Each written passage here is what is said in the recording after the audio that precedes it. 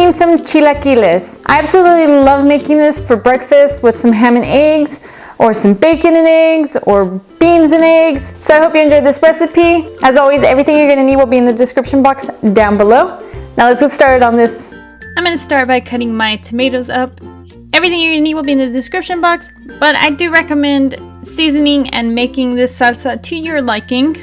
It's gonna be a little more watery since it will be used for the chilaquiles. So I'm using about 3 hothouse tomatoes, and then I'm cutting up my onion. I'd say it's about 2 tablespoons, but you can eyeball as much as you want. I got a pinch of fresh cilantro and cut that up and put that in the blender.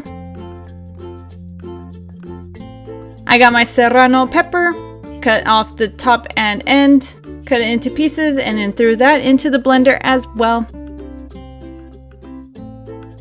Added 2.5 teaspoons of sea salt and about a teaspoon of garlic salt, as well as a little under a teaspoon of black pepper. My measurements will be down below, but again, you can add as little or as much as you want. Add half a can of tomato sauce, and then just a little under a cup of water to this. You can always adjust it if it needs more later. You can also add juice from half a lime, and then we're gonna puree this. I like to test it with some chips once it's done. I'm also going to be using about 18 tortillas. You can use as many or as little. I recommend between 14 to 18 tortillas for this. And then I cut them in half and then into strips. Put them aside, and then I'm going to set my stovetop to medium-high heat.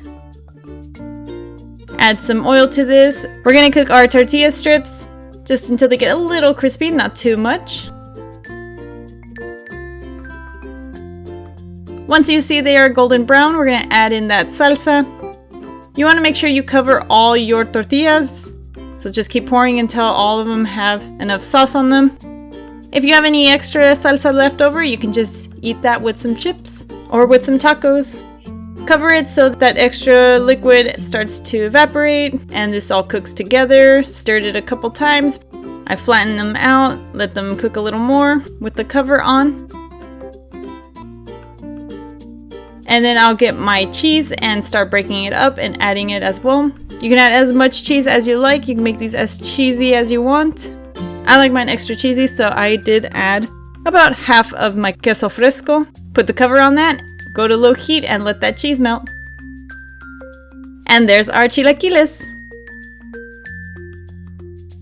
I hope you enjoyed this chilaquiles recipe. If you did, give it a thumbs up. If you want to leave a suggestion, put it in the comments down below. If you want to see pictures of all the baked goods and all the savory things I make, I do post on Tumblr, Twitter, Instagram, and Facebook. All those links are down below as well. Until next time, stay sweet.